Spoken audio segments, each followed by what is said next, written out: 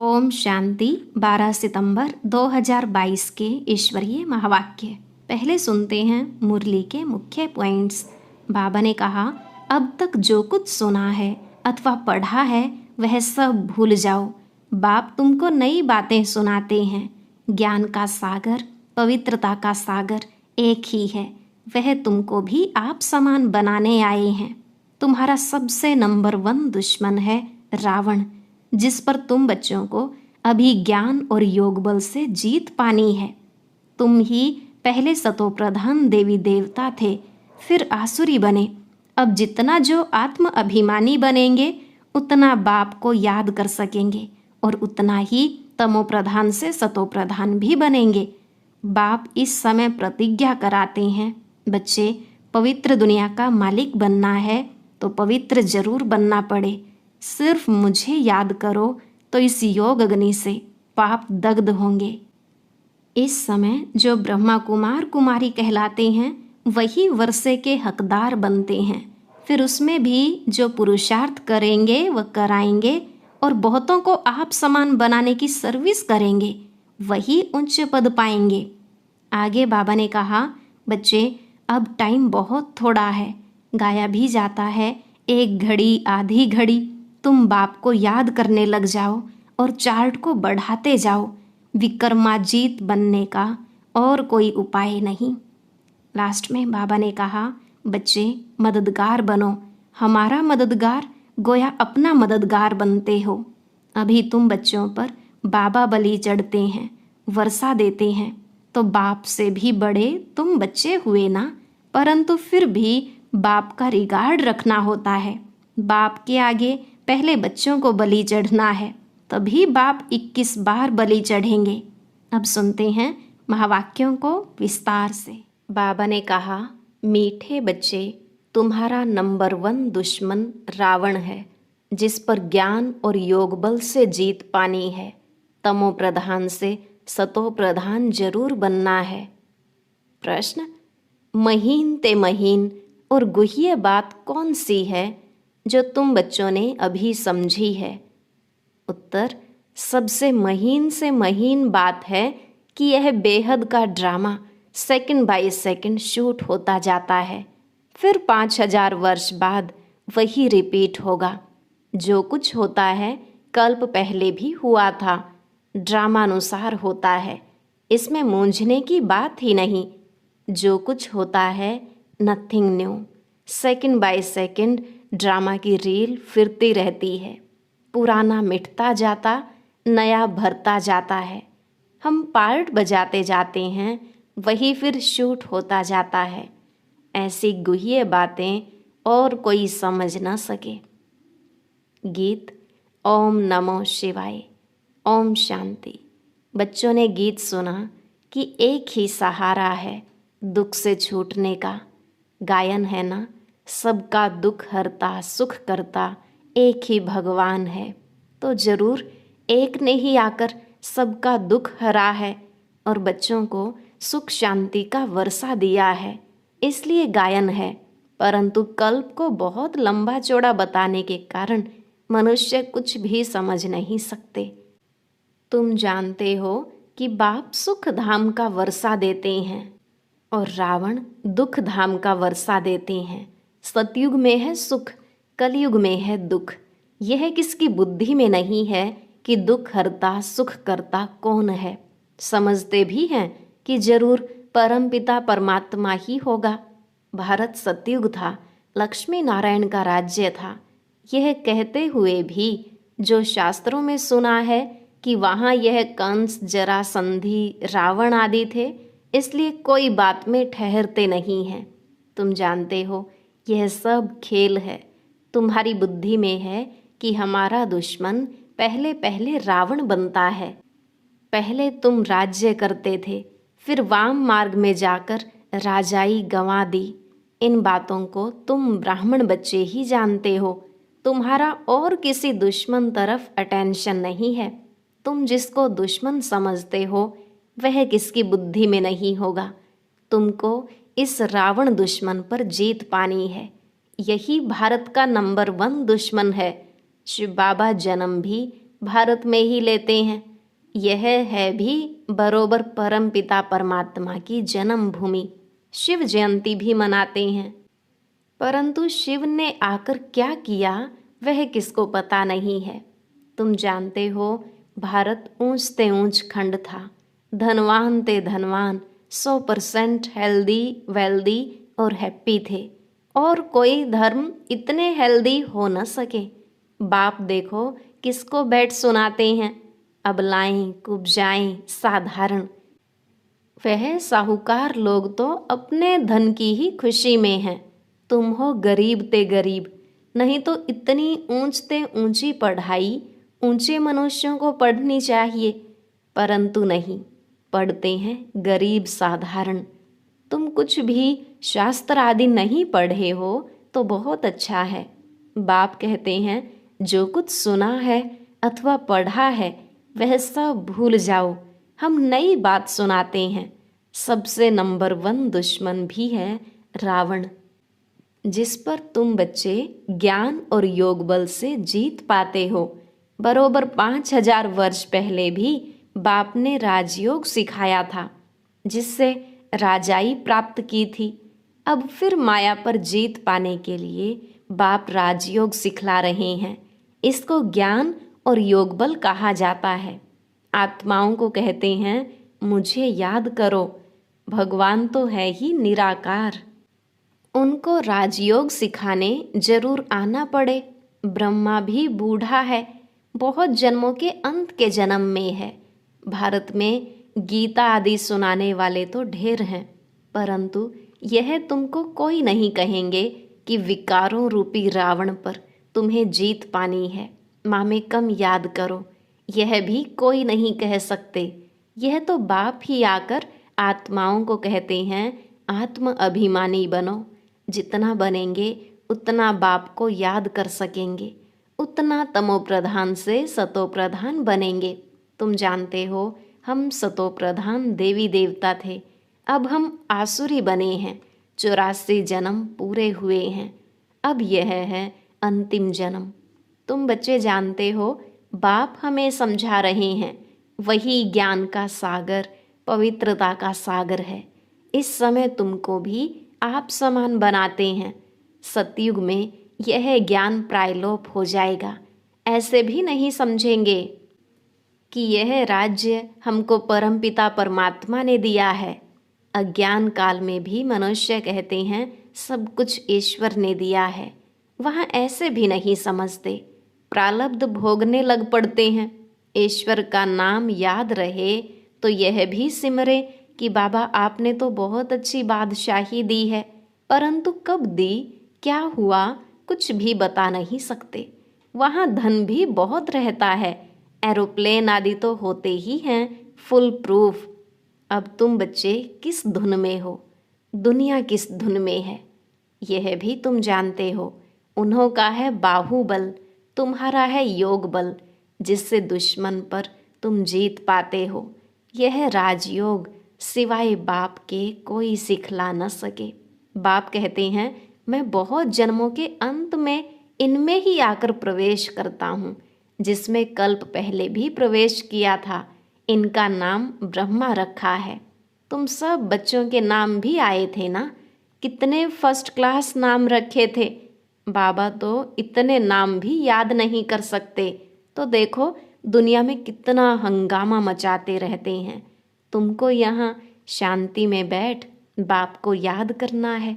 यह है most beloved माता पिता, जो कहते हैं बच्चे इस काम पर पहले तुम जीत पहनो। इसलिए रक्षाबंधन का त्योहार चला आता है। यह पवित्रता की राखी भी तुम बांधते हो। सतयुग त्रेता में यह त्योहार आदि नहीं मनाएंगे, फिर भक्ति मार्ग में शुरू होंगे।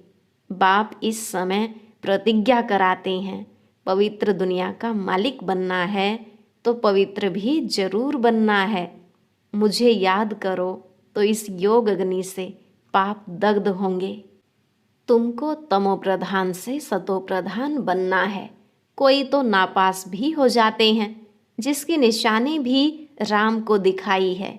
बाकी कोई हिंसा आदि की बात नहीं, तुम भी क्षत्रिय हो, माया पर जीत पाने वाले। जीत न पाने वाले नापास हो पड़ते। 16 कला के बदले 14 कला बन पड़ते हैं। कोई सतो प्रधान, कोई फिर रजो भी बनते हैं। वैसे फिर राजधानी में भी नंबरवार पद होगा। जो ब्रह्मा कुमार कुमारी कहलाते हैं वही वर्षे के हकदार बनते हैं। फिर इसमें जो पुरुषार्थ करेंगे और कराएंगे, बहुतों को आप समान बनाने की सर्विस की है। तुमको इस अंतिम जन्म में ही तमो प्रधान से सतो प्रधान बनना है। यह है रूहानी भट्ठी। वह जो कराची में तुम्हारी भट्ठी बनी वह और बात थी। यह योग की भट्ठी और है। यह है योग बल की भट्ठी, जिसमें किचड़ा सब निकल जाता है। वहाँ तो तुम अपनी भट्ठी में थे, कोई से मिलना नहीं होता था। यह है योग की भट्ठी। अपने लिए मेहनत करनी होती है। आत्मा ही समझती है, आत्मा ही ज्ञान सुनती है और गंस द्वारा आत्मा ही संस्कार ले जाती है। जैसे बाबा लड़ाई वालों का मिसाल देते हैं, संस्कार ले जाते हैं ना, दूसरे जन्म में फिर लड़ाई में ही चले जाते हैं।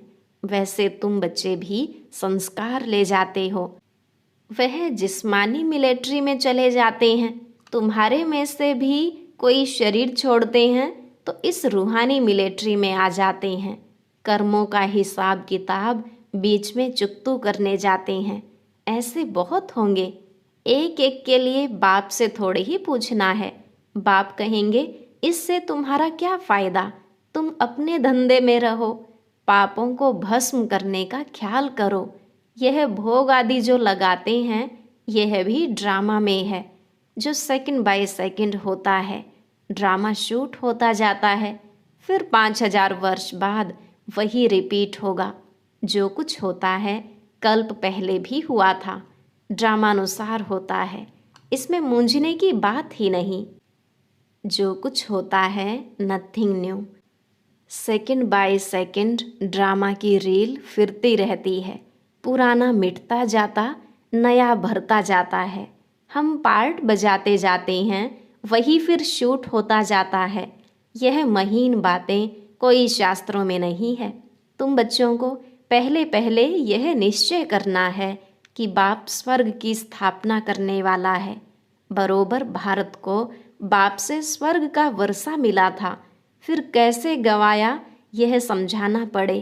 हार जीत का खेल है, माया से हारे हार है। मनुष्य माया धन को समझ लेते हैं। वास्तव में माया 5 विकारों को कहा जाता है। कोई के पास धन होगा तो कहेंगे इनके पास माया बहुत है। यह भी किसको पता नहीं है। अब कहाँ प्रकृति कहाँ माया, अलग अलग अर्थ है। मैगजीन में भी लिख सकते हो कि भारतवासियों का नंबर 1 दुश्मन यह रावण है, जिसने दुर्गति को पहुंचाया है। रावण राज्य शुरू होने से ही भक्ति शुरू हो जाती है। ब्रह्मा की रात में भक्ति मार्ग में धक्के ही खाने पड़ते हैं। ब्रह्मा का दिन चढ़ती कला, ब्रह्मा की रात उतरती कला। अब बाप कहते हैं इस माया रावण पर जीत पानी है। बाप श्रीमत देते हैं श्रेष्ठ बनने के लिए। लाडले बच्चे, मुझ बाप को याद करो। विक्रमाजीत बनने का और कोई उपाय है नहीं। तुम बच्चों को भक्ति मार्ग के धक्कों से छुड़ाते हैं।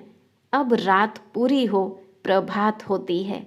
दिन माना सुख, रात माना दुख। यह सुख दुख का खेल है।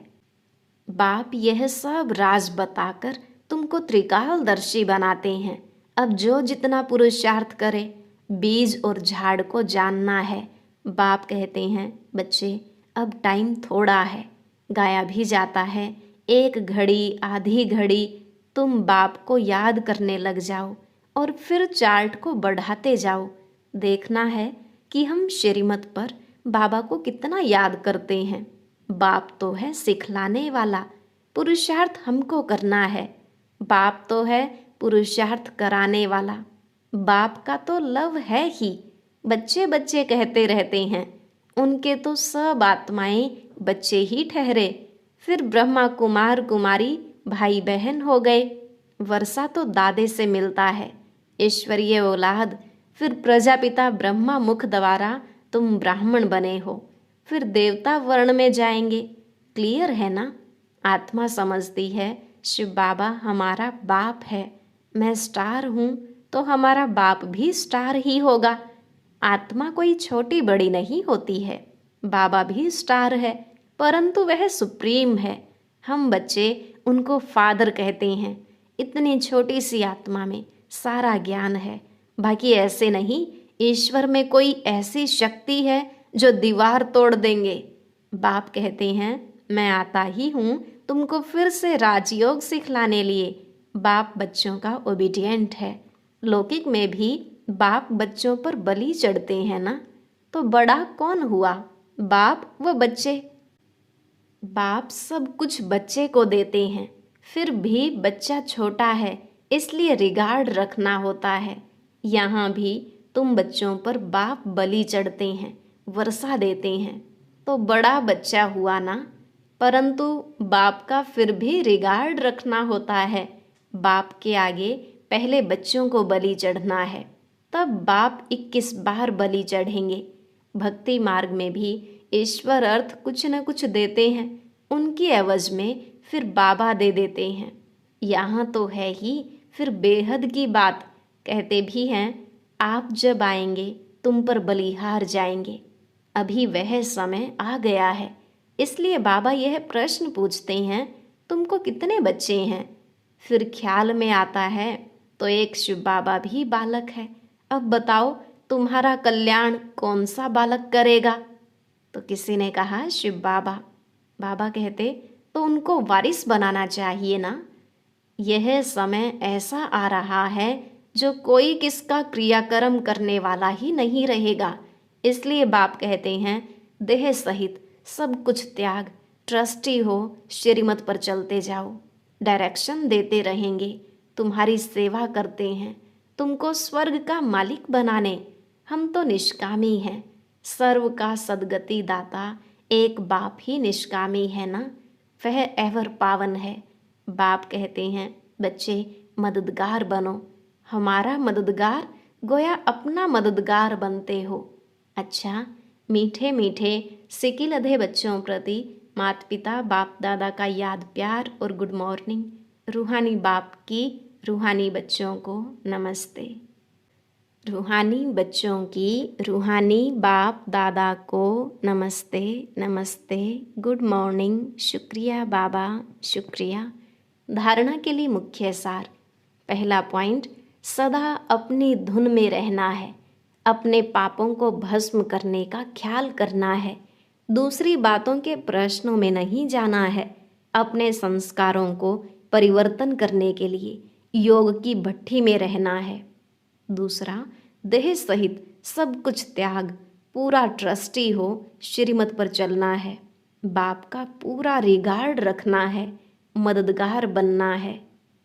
आज का वरदान, मेरेपन के अधिकार को समाप्त कर क्रोध व अभिमान पर विजयी बनने वाले कर्म बंधन मुक्त भव।